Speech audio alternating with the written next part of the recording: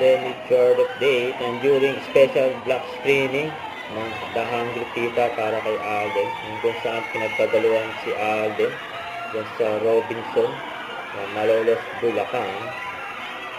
Ang dami pang tao dyan. Ito, nakita si Alden, naglabasan ng mga tao. Kaya maswerte pang nakapagpaswerte kay Alden.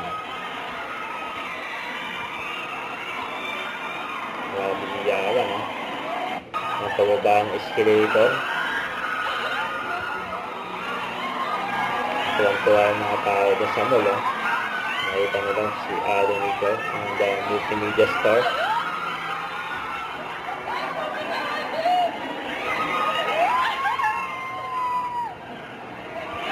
Mayroon pang pinilid dyan Kasi yung pa nag-serve din si Alden kasi The Hungry Tita, may naka-apron na si Alden.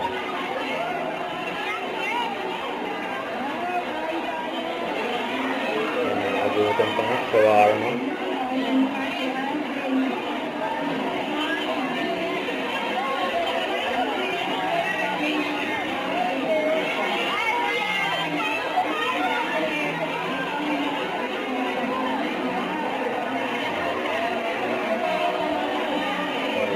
Nalalagyanan niya agad. Tapos gagawa siya ng solo version niya.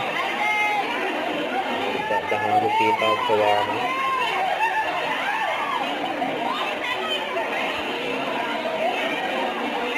Dami tao dyan Gwapo ni Alden Ano mga reaction ng tao dyan.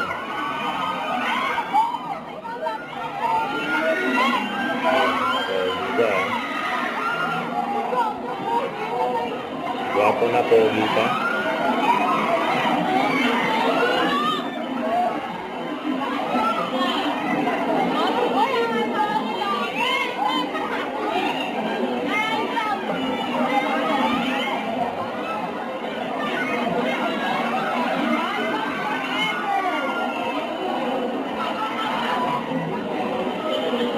Alden siya din dahaw. Pati security seryoso. Napanood si Alden.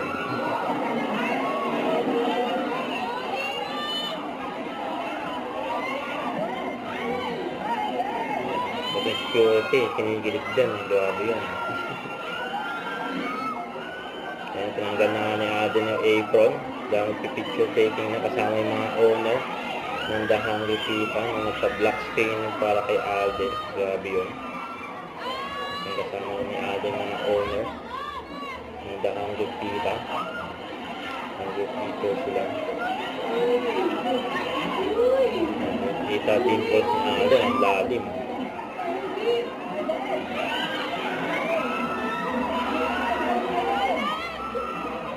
Nagpaalam na si Alden sa mga owner. Tapos ng black screening, aalis na siya. Nagpaalam na rin siya sa mga fans niya, kumaway pa. Kasama na sila Leifong at Mamate. Don't forget to subscribe and click the notification bell for more update. And this is Victory Ashburn Vlog. Stay tuned for more update. See ya.